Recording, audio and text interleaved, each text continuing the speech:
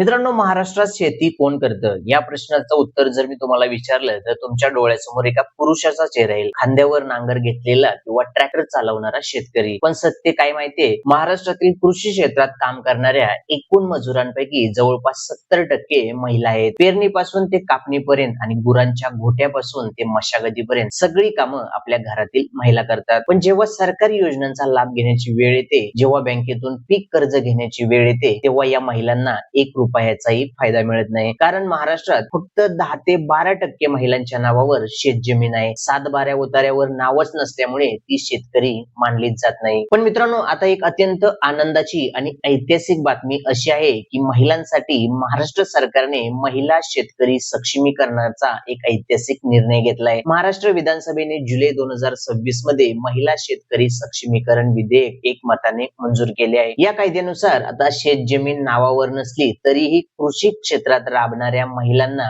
अधिकृतपणे शेतकरी म्हणून मान्यता मिळेल. भारताच्या इतिहासात पहिल्यांदाच एखाद्या राज्याने महिला शेतकऱ्यांसाठी असा क्रांतिकारी आणि सर्वसमावेशक कायदा आणलाय. त्यामुळे महाराष्ट्र राज्य हे देशातील असे पहिले राज्य ठरले ज्याने महिलांना स्वतंत्र शेतकरी म्हणून कायदेशीर मान्यता दिली आहे. नुकतेच विधानसभेत महाराष्ट्र महिला शेतकरी सक्षमीकरण विधेयक 2026 संमत झाले आहे. या ऐतिहासिक विधेयकामुळे जमीन नसलेल्या महिलांना शेतकरी प्रमाणपत्र मिळणार आहे. महिला जमिनीची किंवा शेतीची मालक असेल किंवा नसेल तरी आता महिलांना अधिकृत शेतकरी म्हणून ओळख मिळणार आहे. या निर्णयामुळे लाखो भूमिहीन महिला कामगारांना थेट कायदेशीर ओळख प्राप्त झाली आहे. नमस्कार, किरण धनावडे मराठी माहिती या आपल्या युट्यूब चॅनलवर तुमचे स्वागत आहे. मित्रांनो, आजच्या या व्हिडिओमध्ये आपण हे विधेयक नक्की काय आहे, यामुळे तुमच्या घरातील महिलांना याचे काय फायदे होणार आहेत, याचा थेट लाभ तुमच्या बँक खात्यात कसा येणार आणि शेतकरी प्रमाणपत्र कसं मिळवायचं, यासाठी कुठे आणि कसा अर्ज करायचा, याची संपूर्ण सविस्तर माहिती अगदी साध्या आणि सोप्या भाषेत जाणून घेणार आहोत. त्यामुळे हा व्हिडिओ शेवटपर्यंत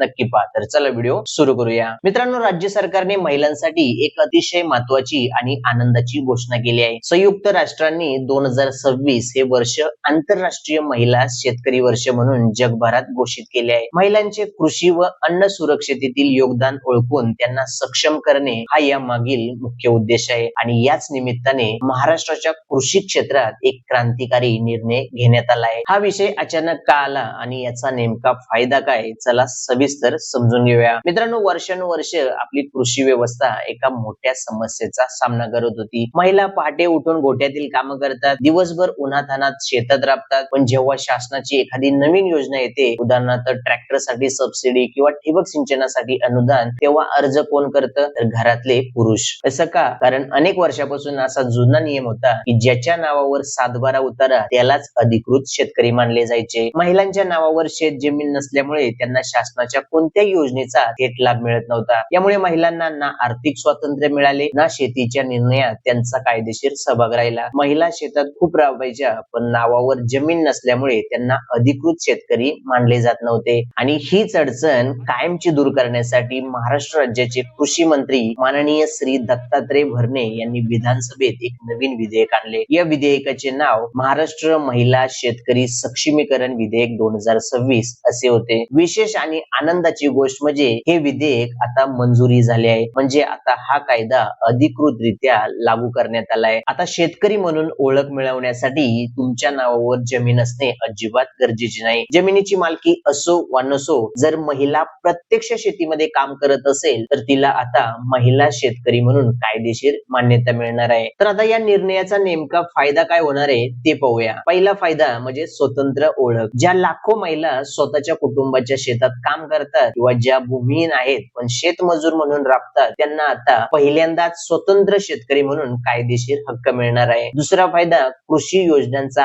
थेट लाभ. महिला आता स्वतःच्या नावावर शासनाच्या कृषी योजनांसाठी आणि अनुदानासाठी अर्ज करू शकतील. कोणत्याही मध्यस्थाशिवाय कृषी उपकरणांचे अनुदान आणि इतर आर्थिक सहाय्य थेट स्वतःच्या नावावर येईल. त्यामुळे योजनांचा थेट लाभ मिळाल्यामुळे महिला शेतकऱ्यांची आर्थिक स्वातंत्र्य आणि सामाजिक सुरक्षा अधिक बळकट होईल. त्यानंतर कृषी उत्पन्नात वाढ. जागतिक बँक आणि कृषी मंत्रालयाच्या अहवालानुसार जर महिलांच्या हातात शेतीची मालकी आणि आर्थिक सूत्रे दिली तर कृषी क्षेत्राचे उत्पन्न थेट 20 ते 30% वाढू शकते. थोडक्यात सांगायचं तर ज्या लाखो महिला स्वतःच्या कुटुंबाच्या शेतात काम करतात किंवा ज्यांच्याकडे अजिबात जमीन नाही पण त्या शेतीची कामे करतात, त्यांना आता पहिल्यांदाच स्वतंत्र शेतकरी म्हणून कायदेशीर ओळख आणि हक्क मिळणार आहे. आता समजून घेऊया की या नवीन कायद्याचा सामान्य महिलांना नक्की काय फायदा होणार आहे. या कायद्याचे मुख्य 3 मोठे फायदे आहेत. पहिला फायदा, शेतकरी असल्याचा पक्का पुरावा म्हणजे महिला शेतकरी प्रमाणपत्र. सर्वात मोठी आणि आनंदाची गोष्ट म्हणजे आता शेतात राबणाऱ्या महिलांना सरकारकडून अधिकृत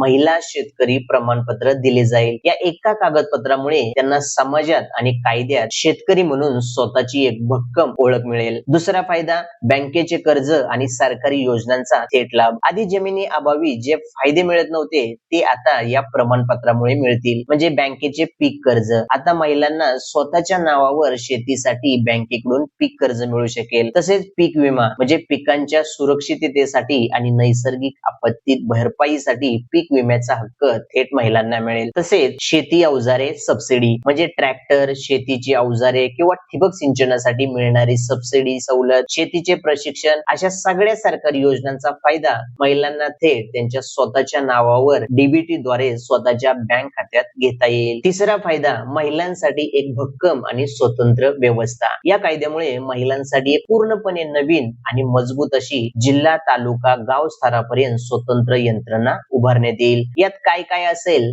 तर नोंदणी आणि खास फंड, सर्व महिला शेतकऱ्यांची ऑनलाईन माहिती म्हणजे महिला शेतकरी डेटाबेस सरकारकडे राहील आणि महिलांना मदत करण्यासाठी महाराष्ट्र राज्य महिला शेतकरी निधी नावाचा एक खास फंड बाजूला काढून ठेवला जाईल. त्यानंतर सक्षमीकरण कक्ष आणि समिती, महिलांना शेतीत काही प्रश्न किंवा अडचणी आल्या तर त्या सोडवण्यासाठी एक खास महिला शेतकरी सक्षमीकरण कक्ष आणि मदतीसाठी अधिकारी नेमले जातील. आणि या सगळ्या कामांवर आणि योजनांवर लक्ष ठेवण्यासाठी राज्याच्या सर्वात मोठ्या अधिकाऱ्यांच्या म्हणजे मुख्य सचिव यांच्या नेतृत्वाखाली एक विशेष राज्यस्तरीय देखरेख समिती यासारख्या स्वतंत्र यंत्रणाही उभारण्यात येणार आहेत. म्हणजे आता महिला शेतकऱ्यांना सरकारी योजनांचा लाभ घेण्यासाठी कोणाकडे हेलपाटे मारावे लागणार नाहीत. आता पाहूया पात्रता म्हणजे महिला शेतकरी म्हणून नक्की कोणाला ओळख मिळणार ते पाहूया. इथं बरेच लोक गोंधळून जातात. सगळ्यांना वाटतं की शेतकरी म्हणजे फक्त तीच व्यक्ती जी मातीत राबून धान्य पिकवते, पण आता तसं नाहीये. शेतीची व्याख्या आता खूप व्यापक झाली आहे. या नव्या कायद्यानुसार ज्या महिलेचे वय 18 वर्ष पूर्ण आहे आणि ती यापैकी कोणतंही काम स्वतः करत असेल तर तिला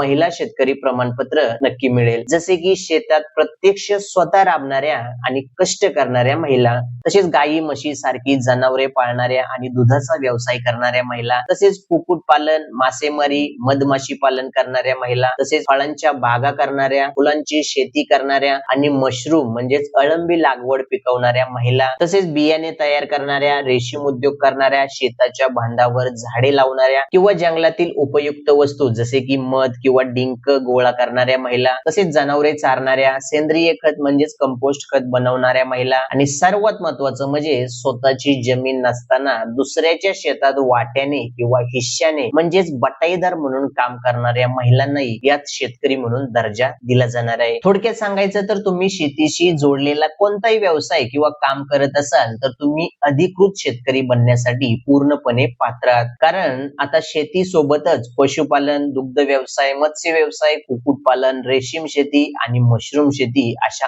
अनेक कामांना शेती म्हणूनच मानलं जाईल. आता आपण सर्वात महत्वाची गोष्ट समजून घेऊया की महिला शेतकरी प्रमाणपत्र मिळवायचे असेल तर अर्ज कुठे आणि कसा करायचा. तर अजिबात काळजी करू नका, सरकारने ही पद्धत एकदम सोपी ठेवली आहे. तर आता याची प्रक्रिया टप्प्याटप्प्याने समजून घेऊया. पहिली पायरी अर्ज भरणे. गावात राहणाऱ्या महिलांना त्यांच्या ग्रामपंचायतीमध्ये जाऊन एक साधा अर्ज भरून द्यायचा आहे आणि ज्या महिला शहराच्या जवळ किंवा नगर पंचायतीच्या हद्दीत राहतील त्यांनी त्यांच्या तिथल्या मुख्य सरकारी कार्यालयात अर्ज द्यायचा आहे. दुसरी पायरी पडताळणी. तुम्ही अर्ज जमा केल्यानंतर गावाची जी ग्रामसभा भरेल तिथे सर्वांसमोर तुमच्या अर्जाची तपासणी म्हणजेच पडताळणी केली जाईल. आणि तिसरी पायरी मंजुरी. ग्रामसभेचे सर्व निकष पूर्ण झाल्यानंतर तुमच्या अर्जाला होकार म्हणजेच मंजुरी दिली जाईल. चौथी आणि शेवटची पायरी मंजुरीनंतर एका ठरलेल्या वेळेत तुम्हाला तुमचे हक्क हक्काचे महिला शेतकरी प्रमाणपत्र दिलं जाईल. तर अशा पद्धतीने ऑनलाईन अर्ज करण्याची संपूर्ण प्रक्रिया असणार आहे. परंतु हा अर्ज नक्की कसा भरायचा आणि याचे नियम काय असतील याची सविस्तर माहिती लवकरच सरकारकडून सर्व ग्रामपंचायतींना पाठवली जाणार आहे. तर आता जाता जाता एक अतिशय महत्वाची गोष्ट आणि खास टिप नक्की लक्षात ठेवा. जसे सरकारचे अधिकृत परिपत्रक आणि अर्जाचा फॉर्म तुमच्या ग्रामपंचायतीत येईल तसे लगेचच घरातील महिलांचे अर्ज भरून घ्या. पण तोपर्यंत तुम्ही पूर्व तयारी करून ठेवणं गरजेचे आहे. तुमच्याकडे कोणती कागदपत्र ठेवायची आहे तर आधार कार्ड म्हणजे महिलांचे आधार कार्ड अपडेट करून ठेवा. जसं की आधारला मोबाईल नंबर अपडेट नसेल, लिंक नसेल तर लिंक करून घ्या. त्यानंतर बँक पासबुक म्हणजे बँकेचे खाते चालू असावे आणि त्या बँक खात्याचे पासबुक तुमच्या जवळ असणं गरजेचं आहे. रहिवासी दाखला म्हणजे तुम्ही ज्या गावात राहताय त्या ग्रामपंचायतीतून गावात राहत असल्याचा तुमचा दाखला काढून ठेवा. तसेच लक्षात ठेवा तुमच्या आधार कार्डचा मोबाईल नंबर तुमच्या बँक खात्याला लिंक असणे खूप गरजेचे आहे. यामुळे काय होईल तर भविष्यात सरकारकडून मिळणारे अनुदानाचे पैसे डीबीटी द्वारे कोणत्याही अडचणीशिवाय थेट महिलांच्या बँक खात्यात जमा होतील. फसवणुकीपासून सावध राहा कारण आजकाल मोबाईलवर अनेक खोटे मेसेज आणि लिंक्स येतात, त्यांच्यापासून सावध राहा. हा अर्ज तुम्हाला फक्त तुमच्या ग्रामपंचायतीमध्ये जाऊनच भरायचा आहे. त्यामुळे कोणत्याही अनोळखी व्यक्तीला ऑनलाईन पैसे अजिबात देऊ नका. जागरूक राहा आणि या हक्काच्या योजनेचा नक्की फायदा घ्या. तर मित्रांनो थोडक्यात सांगायचं तर महाराष्ट्र महिला शेतकरी सक्षमीकरण विधेयक 2026 हा नवीन कायदा आपल्या महाराष्ट्रातील लाखो माता बहिणींसाठी एक खूप मोठा आणि ऐतिहासिक निर्णय आहे. यामुळे त्यांना स्वतःच्या पायावर खंबीरपणे उभं राहण्याची ताकद आणि शेतकरी म्हणून हक्काची कायदेशीर ओळख मिळाली आहे. आपल्या सर्वांसाठी ही खूप अभिमानाची गोष्ट आहे की जमीन नावावर असण्याची अट काढून टाकून महिलांच्या प्रत्यक्ष कष्टाला खऱ्या अर्थाने मान देणारं आपलं महाराष्ट्र हे देशातील पहिलंच राज्य ठरलं आहे. तर मित्रांनो ही होती महाराष्ट्र महिला शेतकरी सक्षमीकरण विधेयक 2026 ची संपूर्ण सविस्तर माहिती. जर तुम्हाला हा व्हिडिओ आणि माहिती आवडली असेल तर व्हिडिओला लाईक करा, जास्तीत जास्त लोकांना शेअर करा आणि असेच नवनवीन माहितीपूर्ण व्हिडिओ पाहण्यासाठी किरण दानवडे मराठी माहिती या आपल्या युट्यूब चॅनलला सबस्क्राईब नक्की करा आणि बेल ऐकन दाबायला अजिबात विसरू नका. तसेच या योजनेबद्दल तुमच्या मनात काही शंका किंवा प्रश्न असतील तर खाली कमेंट करून मला नक्की विचारा. पुन्हा भेटूया अशाच एका नवीन माहितीपूर्ण व्हिडिओ मध्ये. धन्यवाद. जय हिंद, जय महाराष्ट्र.